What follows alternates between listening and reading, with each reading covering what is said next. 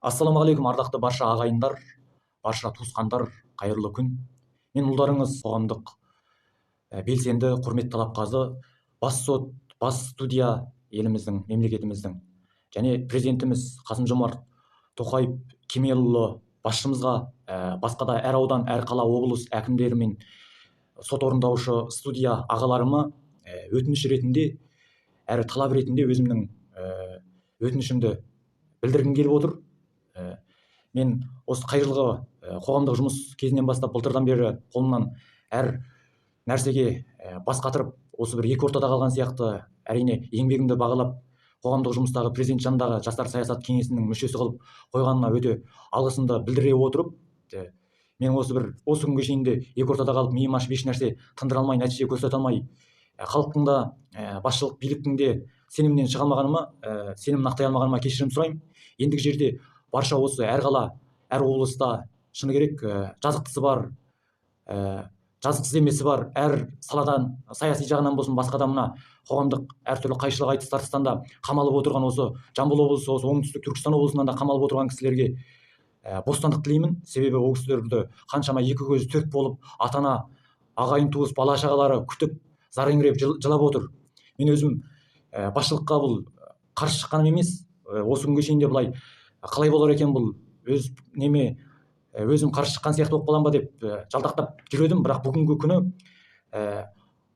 қай жылғы мына апатта мыңғанша вагон жемшөп батысқа қуаңшылықта жібертілген, соның ішінде Қостанай облысында Нұрлыбай Татаев деген ағам екеуміз қаншама сол жердің суығында, күздің қара суығында шыдап бірге 200 вагоннан артық жемшөп, рулон шөпті бірге басып, бірге ешқандай таситын да басатын да адам болмай, өзіміз басып, өзіміз тасып, о жерде сондай қызмет еткенбіз. Ол кезде менің де ілмиген түрім бұнау.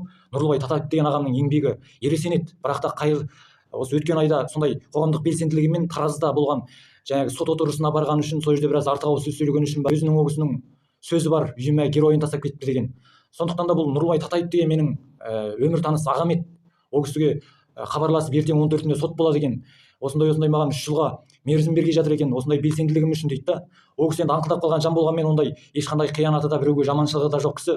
Ол кісіге осы Түркістан облысы сотының, Түркістан облыс студиясының, облыс әкімінің оң көзімен қарап, ол кісіге жыл кеспеуін өтініш етіп сұранамын. Өйткені мен Жаңа Қазақстан дегенге, басшыма, осы Жаңа Қазақстан халқына жаңа атсалыс, жаңа қимыл, жаңа қоғам құрылатынына, әділдік орнайтынына сеніп, әлі де сенем, алдыңғы болашақ уақытта да сенем. Бірақ мен өз ағамның ондай мерзіммен болмайтын бір белсенділігі үшін қателескен жер болса кешіріп, ал былай артық істеген жақсылық ісі, қайырымдылық жұмыстары қаншама жерде көмектесіп, шырпыр болып, жаңағы үй салатын кісілерге үйіне көмектесіп, бітіре алмай, жұмыстарын бітіре алмай отырған кісілерге жәрдемдесіп жүрген сондай жері бар. Соған осы басшылық ағалардың да осы бір өтінішім мен талабымды ескеріп, барлық осы жазықсызы бар, екі көзі төрт болып отырған осы қамауда жатқан кісілерді, және осы Нұрлыбай Татаев ағама бір өмірдің қалай болып кетті деп өзімде жүрегім ауырып, біраз уақыттан бері айта алмай жүр едім. Осы бір өтінішімді ескеріп қабылдасаңыздар, керек десе мен қамалып, керек десе мен кетейін, бірақ сіздерге әділдік Қазақстаным үшін мен сенім артып,